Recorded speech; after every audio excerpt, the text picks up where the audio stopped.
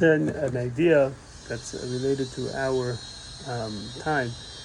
There was an individual, a Tana, that his name was Rabbi Matya ben Charash. He had a yeshiva in Rome, not where the establishment was, and to the point where he was a big teacher of the Torah. That it said tzedek tzedek tirdov, go after Rome to learn Torah from Matya ben Charash. Matya ben Charash had a quote. Matya ben Charash haya omer hu haya omer. The person says hu haya omer. That means that was his ongoing, that was his theme. That was his message, and his message was regarding the pasuk. It says in Yecheskel,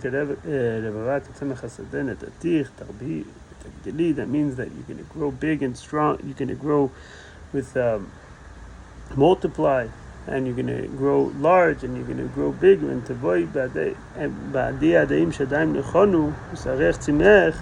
you're going to, basically, it's describing how your strength is going to grow, and your cities are going to grow, and your people are going to grow, and the population is going to grow, and it's going to be time finally to bring the Geulah, but the Yehudi is bare. He's bare of mitzvot. So even though as an individual, as a Yehudi, he's a Ma'amin, but he's bare. And he applies it to what happened in the time of Galut Mitzrayim. That in the time of Galut Mitzrayim, the Yehudim suffered a tremendous amount. They suffered regarding their children because the Gzerah, parents are willing to take anything, but don't touch my child. And the Mitzrim did exactly the opposite. They first thing they did was they touched their children. They killed them, they slaughtered them, they threw them in the Nile. And the Yehudi had his emunah, he had his tremendous amount of faith that despite that he's reading the map of the scene, but he knows from the emunah, he knows from Moshe Rabbeinu that there's a point that that the Geulah is going to come, HaKadosh Baruch Hu is going to take them out. And he believes in it. But yet, at the Rum area, one doesn't have the mitzvah that he could let the Geulah manifest itself through. And that's what Matya ben Charash is saying. He says, at the Rum area, and therefore, what did he do? What did HaKadosh Baruch Hu do? He gave them two mitzvot of dam, related to dam, like it says, he processed it to the mayich, and that is the dam of Brit and the dam of Milah. By doing Brit Milah and by doing Korban Pesach, has slaughtering a keves, this gives us the ability to have these mitzvot that we could leave Galut Mitzrayim. This is a beautiful idea, and we find Rashi brings this pasuk, this explanation regarding explaining what is the reason they had to bring the keves 4 days before on the 10th of Nisan, even though that was only going to be used on the 14th of Nisan. That was never done in generations prior. And Rashi says this from Matya ben Charash. He quotes him by name, which is unusual.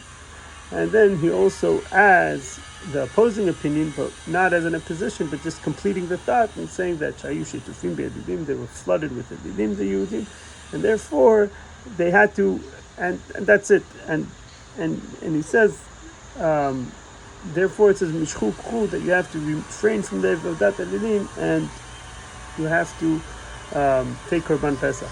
But he doesn't really give us. It seems like he's almost misquoting the Mechilta, which is the source of this.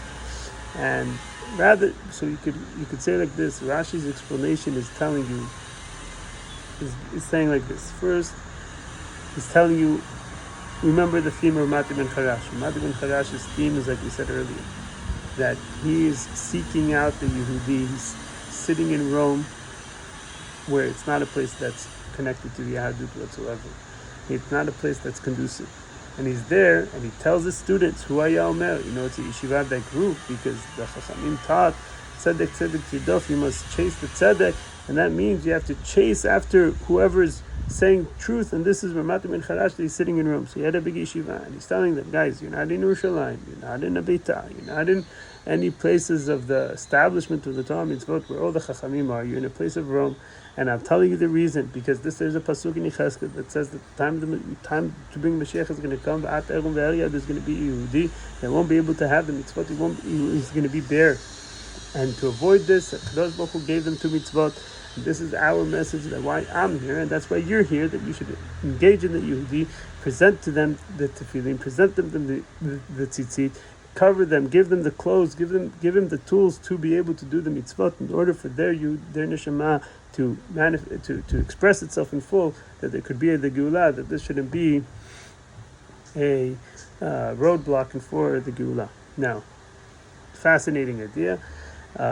You could take it a step further, that the Yehudi knew, he put his life on the line because he knew that to Avat Mitzrayim, this keves, so they were literally in a life-threatening situation, and just a minute ago they were flooded with these Elidim themselves. So that was almost the biggest statement that they could have ever made, that they are connected to Kadosh Baruch Hu, because they are completely putting themselves at odds with the entire world.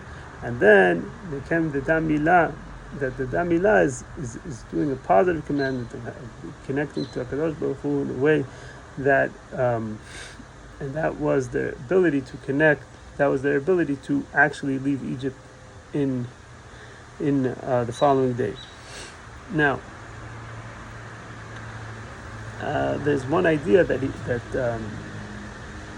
the previous Rebbe said, you should give a piece of your bread to the hungry one. You should bring poor people to your house. When you see a poor man, when you see a bare person with no clothes, give him clothes. And you should not put a blind eye to your own flesh and blood. And this is the message for all of us, that we should follow Matya ben Charash's